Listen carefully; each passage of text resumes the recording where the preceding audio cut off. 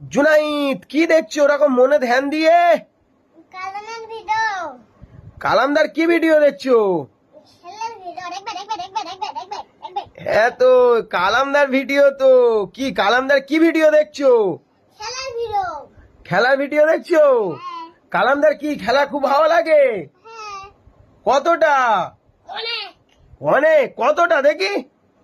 দেখবে। না না, ঠিক আছে। ও কালামদার তাহলে একটা কথা জিজ্ঞাসা করবো। হ্যাঁ বলো। কালামদার দুই হাতিয়ার কে কে তাহলে? আর একটা। ইজাজ আর আক্তার দুই কালামদার তাহলে দুই হাতিয়ার। হ্যাঁ। আর একটা লাইক করো আর একটা শেয়ার করো।